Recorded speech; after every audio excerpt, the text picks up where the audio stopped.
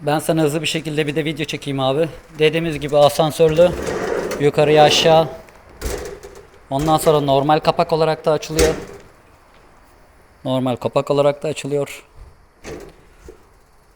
Odun atarken kapağı kullanabilirsin, asansörü kullanabilirsin. Açtın. Alt klapayı komple açıyorsun. Bu açık kalıyor. Burada şu 3 tane çizgiyi görüyorsun. Geniş tarafa doğru olan yer açık demek. Dar tarafa olan yer kapalı demek. Burada da bir hava yeri var. Sen onu görmüyorsun. Bak şöyle gidip geliyor. Açık tarafında orayı da açık bırakıyorsun. Orada kısabilirsin. Biraz kısabilirsin. Arttırabilirsin hesabı.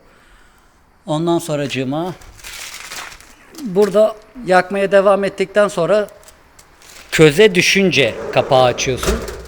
Ve kapağı bir anda kaldırmıyorsun. Mesela içeride odun yanıyor.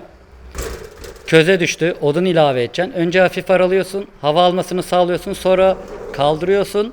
Odununu atıyorsun. Kapatıyorsun.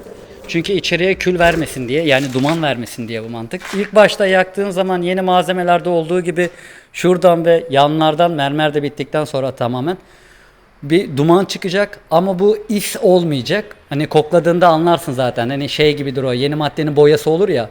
Boruların üzerinde de krom olduğu için alaşım olacak. Bu alaşımlar önce turuncuya dönüp sonra kendi rengine tekrar aldığında bu belirli bir iki yakımda yüksek yakman gerekiyor. Yani fazla yakman, sürekli yakman lazım.